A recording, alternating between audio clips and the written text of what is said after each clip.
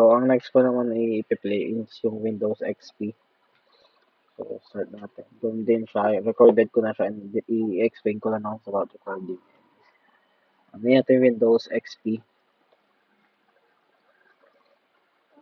Tapos, Windows XP. Tapos, pasok natin yung ISO. Pero pwede nyo naman siya pasok sa settings. OS files. Windows XP. Tuloy-tuloy. Okay, then, finish na siya. Kasi wala nang gagawin o babaguhin din sa hardware. Start.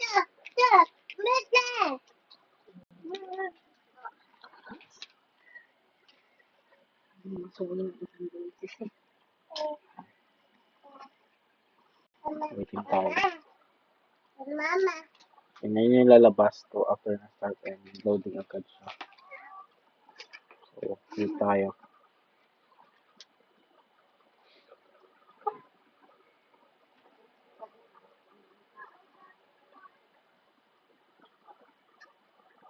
Ayan, loading. So, ipa-password ko yung gamit talaga siya.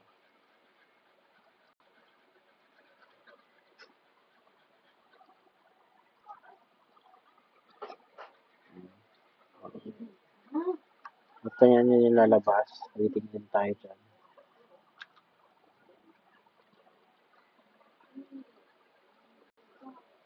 And after yan, bilis na lang yan.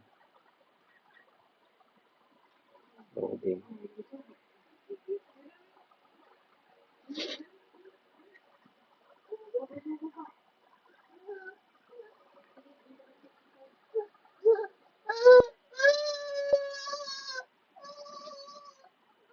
Yung configuration. Wala masyadong gagawin dyan kasi loading naman talaga yan. Mag-restart siya. Loading yung Windows XP.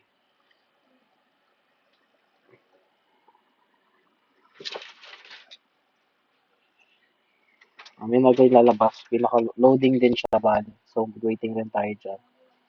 Fast forward ko naman dahil puro loading na naman yan. And after i-enter yung product key. So, ang product key ay yung M60F9 tapos QX 8XQ2M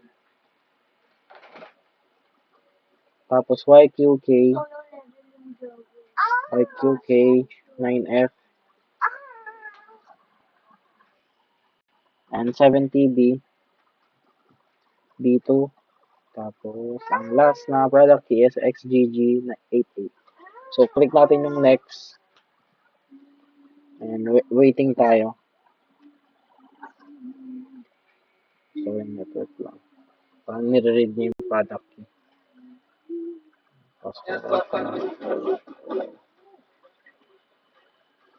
Password ko dahil puro loading. Yan. Loading ko rin. So, password ko. Bali, waiting lang kayo sa pinaka-loading. And setup na siya. And masyadong setup siya.